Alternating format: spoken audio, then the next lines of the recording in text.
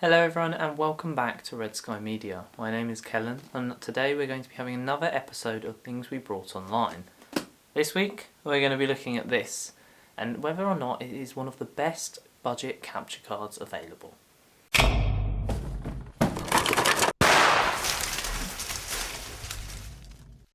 So as I said, today we're going to be taking a look at this. So this is the Live Gamer Portable 2 Plus from AverMedia, which is quite a mouthful, by the way. So basically this is a capture card, it has a 4K pass-through, and I'm going to come on to all the features and everything that you get with that in a minute. So I'm just going to jump in here and pause this real quick. I'm basically sat here editing it, and I've just realised that at no point in this intro do I ever actually mention the price of the capture card, which is a great start for a budget capture card video, I know. Luckily, with the power of editing, we can remedy that right now though, and I do apologise, we've had quite a lot of personal issues going on recently, which is also why we've had some delayed videos too, but we should be going back to normal from next week now that it's all sorted, and we really appreciate you sticking with us in the meantime. Anyway, back to the capture card, and it retails for £150 in the UK or $200 in the US, so it's a really nice budget item, especially for the features that you get with it. Anyway, that's all from me, so future Kellen out, and I hope you enjoy the rest of the video. So if I get rid of the box, this is what it looks like once it's out the box. So first impression straight away, nice shape, it's a bit unusual, this kind of triangular shape that they've gone for. It fits in the palm of my hand like this as well, so it's not the smallest capture card in the world, but it's not massive either, and it's quite easy to just carry around as well, throw it in a bag if you want to take it off. Obviously, portable being in the name. We'll come on to all of the features, but to start off with, I just want to talk a little bit about what is a capture card, for those of you who might not know. I'm assuming most of you do know, otherwise you wouldn't have clicked on this video, but just in case, we'll have a quick run through anyway. So, how does a capture card work then? Well, let's take a games console like this one, and traditionally it outputs straight to a monitor or a TV, meaning that you then see what you're playing. With a capture card, it effectively goes in the middle, like so.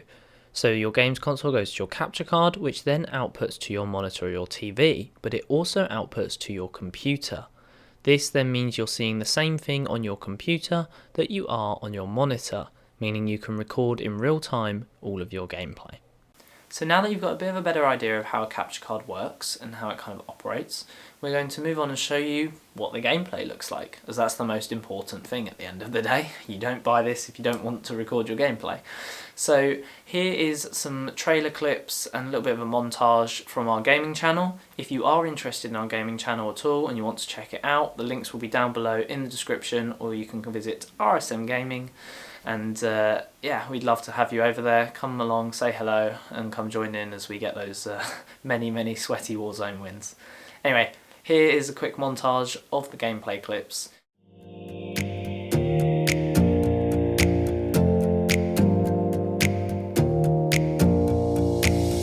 Close your eyes for a minute, close your eyes for a second. I won't change my mind. What does getting deep now? What does getting deep now? Follow me around, yeah.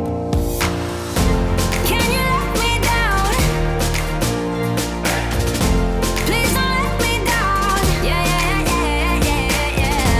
Baby, let me down. Can you let me down? Please don't let me down.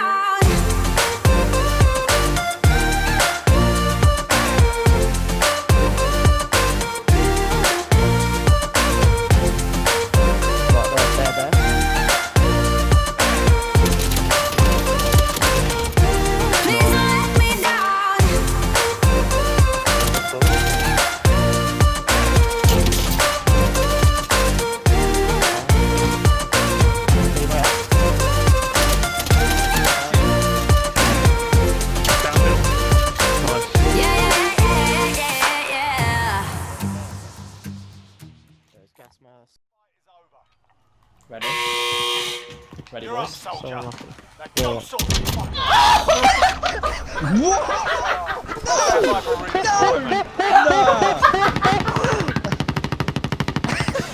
What have I just witnessed? Surely not. Oh my god, I'm about to lose my mind. So I hope you enjoyed that little gameplay montage there, showing off some of obviously the capabilities of what you can record and the things you can kind of do with a capture card.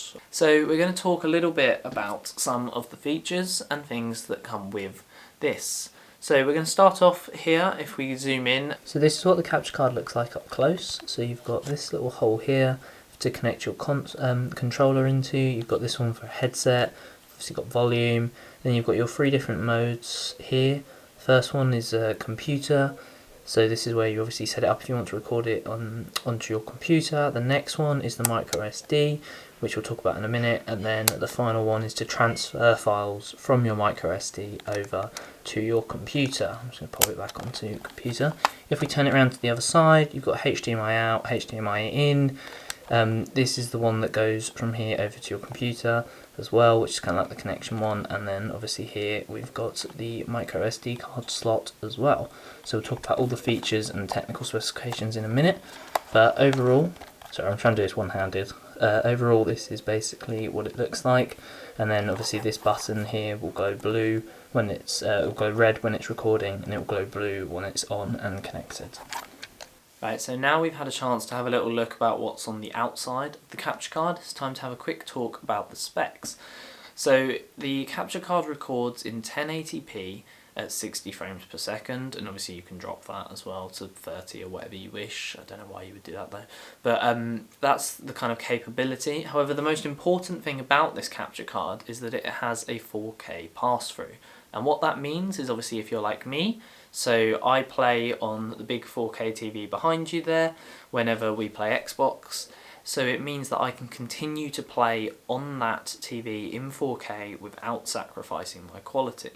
And this is because if you don't have a 4K pass-through, then you can only record in 1080p, and effectively your computer is seeing the same thing that you are playing. So without that 4K pass-through, it means you will then have to play on your monitor or computer in 1080p at 60 frames per second. However, with the 4K pass-through, it's okay, we can play in 4K and it will record in 1080p at 60. So really important feature, and for me this was probably the biggest reason why we went with this one in the end, is because of that 4K pass-through, and it meant that obviously I don't have to sacrifice quality to still be able to record the gameplay that I want. So a massive, massive bonus there. The second big thing that I think draws a lot of people is, of course, we touched on it a minute ago, but the SD card holder. And what this means is obviously traditionally capture cards have to be plugged into laptops, computers, you always have to have them connected. However now, you don't. So I could go around a friend's house, obviously not at the moment because of COVID, but after that goes away, I can go around a friend's house and I could take this with me and record some gameplay there. All I need to do is grab a micro SD card from one of our cameras or one of our many equipment bags over there, and we're fine. I just pop that in, I can play, when I get home I can transfer it back off. And I think this makes it a really, really appealing option for a lot of people. And I think that's a really, really important and big bonus. And I think it's also what makes this quite unique as opposed to some of the other capture cards available on the market for a similar price. So from there, we're obviously now going to talk about the negatives. Straight away, the 4K option, amazing. There is no HDR support. So for those of you who don't know, HDR stands for High Dynamic Range. So if you play on a TV where you are in 4K and you have HDR turned on, you will need to turn it off in order to use this, which is obviously a shame. So another issue to mention, and one that I found particularly troubling when we first started using it, and that's to do with the audio. So it records gameplay audio absolutely fine, no problem. However, the options here, supposedly, are that you can plug into your controller, you can plug into your headset, and you can record your own audio plus friends, whatever. It didn't work. It just didn't work for me. However, eventually I found a get around, which was that if you are playing on console, you can talk in party chats if you're on Xbox or PlayStation or whatever, and you can then also just talk in game chat as well. And it will record, if you go into your settings and swap it so that your chat comes through your speakers as well as your headset as well, then it means that you basically will be recording, obviously whatever comes through your TV or monitor speakers will be recorded on your capture card. So then if you've got a headset on, you simply mute your TV and it will then come through into your computer and record gameplay, as well as obviously your friends and whoever else you're playing with, their voices. And then you need to plug in a separate microphone and record that through your computer. Is it inconvenient? Yes. It's very inconvenient, and it's probably the biggest negative I would have to say against this capture card. It's a lot of hassle. Obviously even now I have it set up so I know what I'm doing. It doesn't take me very long, but it's still 3-4 minutes of extra inconvenience and hassle every single time. So just something to bear in mind. Overall though, that is probably the biggest issue and problem with this capture card. I don't know why it doesn't work. I've seen a lot of stuff online saying people have had similar issues with it as well. It's just seems to be very inconsistent, very hit and miss. Sometimes it works for some people. Obviously for me, I'm unlucky and it didn't. But it is something that you all need to be aware of, and it's something that obviously you should be considering depending on what you need and what you're obviously planning on using this for in terms of recording. So, last but not least, can your computer or laptop run it? Here are the technical specifications from their website. What is getting deep now? What is getting deep now? Follow me around, yeah. Can you let me down? Please don't let me down. Yeah. Baby, let me down. So if we come on to here, and this is RE Central 4, which is basically AverMedia's kind of hub for where you do everything. So this is live on the Xbox right now. And there you go, put the thing up to show you. So this is all live, and then basically it's just a screenshot that's in the background. And then up here we have our settings tab, we have our media share, I'll come on to them in a minute. And then if you come down here, it tells you how much available space you've got left. This isn't particularly accurate though, I've found. I've gone over this sometimes and it doesn't seem to make a difference. Down here you've got your CPU and your RAM, and then obviously the frames per second as well. And I'm going to touch on that in a minute because that's quite a big number, I'm aware. Here is our audio control. So as you can see, it's actually notifying anyway that I'm currently a little bit on audio here from my headset over there. We've got our volume, we've got everything we need. You can take screenshots, you can record, hit record right there, and again I'll just pull up dashboard like that. There you go, stop recording. And then down here we have our other bits as well for stream. The multi-mode, if we go on to that, this basically lets you put in scenes and things. So if you want to stream, you can put up your webcam up here and all that good stuff. We're going to go back to single though because we don't ever really stream. And if we come onto here, this is the settings. So this is where it's all saved and so on. You've got all of that basic stuff. And if we go onto the media share, there's our clip. And obviously I don't really need that, so I'm just going to go ahead and delete it. But there is our clip from there. If we come back again, we can take screenshots and so on. So this bit, as you may have noticed, this is currently using 17 to, it's dropping a little bit now. We'll be nice, we'll say 16% of my CPU. And there you go, it's gone back up. That's quite a lot. And more importantly, this is using nearly 11 gigabytes of RAM, which is crazy. This is quite an intense software, and unless you have, obviously this PC that I'm on right now is the main one that we edit on, so for me this isn't really a problem. This PC's got plenty of RAM and so on, but that's still a lot, and your average kind of laptop or things that you might have, that's not going to have 11 gigabytes of RAM in it. Not unless you go for obviously a higher spec one or things like that. So you really do need to be careful. This is another kind of thing just to note that obviously that's a lot of CPU and a lot of RAM. You can't have lots of stuff open, and it is very intense. But yeah, this is the main kind of hub for everything you do. So it's nice and clean. It's not the best in the world, but it's not the worst. And then you can also, I forgot to mention, but you can control audio levels down here as well with your audio mixer, and you can pull that up too. So everything there is fairly simple and fairly straightforward. And yeah, that's pretty much it from this bit. So there we have it. Gone over the positives, we've gone over the negatives, you've seen it in action, you've obviously seen it up close as well with our little bit earlier, and we've covered obviously all the technical specifications, things you should be aware of, and hopefully all of that will help you make an informed decision as to whether or not it is worth for you to purchase. For us, it is, and for us it definitely was when we purchased it. It's something that we use regularly for the gaming channel, and it's something that, despite its flaws with no HDR, the mic issues, I do still really like it, and it's something that I would highly recommend personally. If you are looking for a capture card, I think for the price of £150 or $200, I don't think you will find one that's better.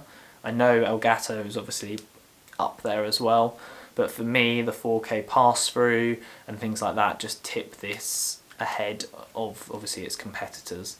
So a really strong product, and something that I would really recommend if you are looking for that kind of budget capture card to start off a gaming channel or grow one that you've already started. And overall, it's just a really fun thing as well to have. It's lockdown obviously has affected so many people, and there's been so many negatives, but one side of it that's been really positive is how much more time I've spent with my friends gaming and things like that as well. And obviously to be able to record that and upload it has been really fun, and something that obviously now we can continue to grow and work on as well, which has been amazing. So that is it from us this week, and thank you very much for watching. We hope you found it useful, we hope you found it informative, and we hope that you're now in a better position to make a informed purchase if you do wish to purchase this item. If not, maybe you just came here to have a look and you're browsing, that's fine. I hope you found it helpful in some way. From all of us at Red Sky Media, thank you very much for watching. And as always, stay tuned for plenty more videos coming soon. Do not worry, we are going back to camera gear reviews and things as well. We've got new lenses, we've got speed boosters, and we've even got some glide cams and gimbals up there, all coming for you in the next couple of months or so. So stay tuned. The best way to do that is to hit subscribe, turn on notifications, and then you'll never miss a video as well. If you enjoyed this, please do leave us a like rating. It helps us out massively, and it keeps us obviously going as well, making these videos. So from all of us, thank you very much for watching. We hope you've enjoyed it, and we'll see you in the next one. Goodbye.